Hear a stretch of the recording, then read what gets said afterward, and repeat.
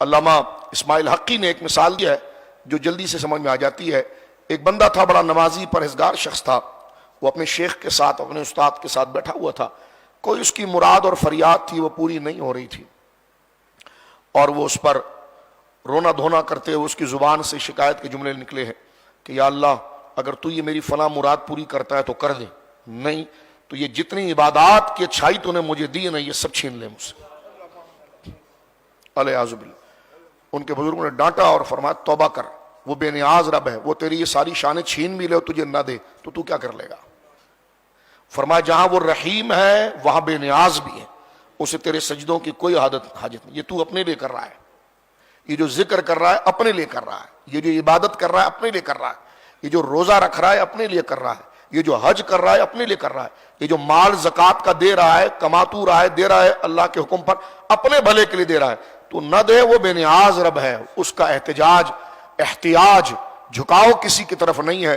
تو نہ دے، وہ تو خود فرماتا ہے میں چاہوں تو سب کو مومن کر دوں، لیکن نہیں کرتا. ہم نے بنایا قانون دنیا کا آزمائش کا ہے، سیدھا راستہ اور غلط راستہ سامنے رکھ دیا ہے، انبیاء کو بھیجا ہے، ساری چیزیں تمہیں بتا دی ہے. اب امتحان ہے، ظاہر سی بات ہے، ڈاکٹر بننا چاہتے ہو ایگزام تو دینا پڑے گا، انجینئر بننا چاہتے ہو ایگزام تو دینا پڑے گا، فلاں ڈگری لینا ایگزام تو دینا پڑے. تو تم نے دعویٰ کیا نا ہمارے سے ہمیں مانگنے آئے ہو، ہماری محبت مانگنے آئے ہو، ہماری رضا مانگنے آئے ہو، تو یہ دنیا ہے ایگزامینیشن ہال کی طرح. تو ہم نے اس میں آزمائش رکھ دی ہے، یہ غلط راستہ ہے، یہ سیدھا راستہ ہے، دونوں کو تمہارے سامنے ہم نے واضح کر دیا ہے اور سمجھانے کے لیے انبیاء کو بھیج دیا ہے.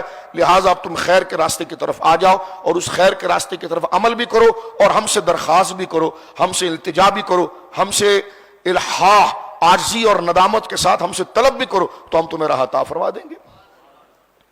تو رب کریم کی بارگاہ کے اندر بندہ بدماش نہ بنے. جو بدماش بنتا لوگ کہتے ہیں بڑا پہنچا ہوا ولی ہے، یہ بدماشی سے بات کرتا ہے. ہم نے کہا یہ شیطان ہے. کسی ولی نے اس انداز میں بات نہیں کی. جب وہ کرتے ہیں تو سجدے کی حالت میں کرتے ہیں، گڑ گڑا کر کرتے ہیں، رو کر کرتے ہیں، جیسا بھکاریوں سے زیادہ عاجزی کے ساتھ کرتے ہیں. یہ رب کے حضور طریقہ ہوتا ہے. یہ نہیں ہو سکتا کہ کوئی خود کو ولی کہے اور پارسا کہے اور رب کے آگے وہ منہ چڑھا کر بات کرے کہ جس طرح کی وہ لے رہا ہے. تو یہ سارے اس آداب، وہ رحیم تو ضرور ہے لیکن عشرہ رحمت کو دیکھ کر بندہ اس قدر بچکانا اور بے باک نہ ہو، کیونکہ ایمان جو ہے وہ خوف اور امید کے ملے جلے رجحان کا نام ہے. ہاں، اب اس کی رحمت جو اپنے بندوں پر ہے وہ صرف اس کے احسان اور فضل سے، ہم اس لائق ہی نہیں. رب جب خوش ہوتا ہے، جب بندہ اپنی کمزوری کا اعتراف کرتا ہے کہ یا اللہ میں تو اس لائق ہی نہیں، جو تو نے مجھے دے دیا ہے وہ محض تیرا فضل ہے، مجھ سے زیادہ ہونہار سمجھدار لوگ موجود ہیں، اور اس کی آزمائش سے بھی بچا، کیونکہ جو تو نے مجھے دے دیا ہے وہ میری عبادت کا کمال نہیں تھا، یہ بھی میرے لیے آزمائش ہے کہ اب میں کس طرف جاتا ہوں.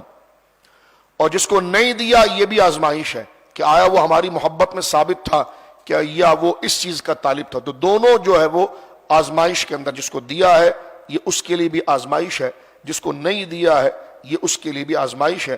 اور اللہ رب العالمین جل وعلا نے یہ جو طریقہ امتحان کا رکھا ہے یہ بیان کے حوالے سے.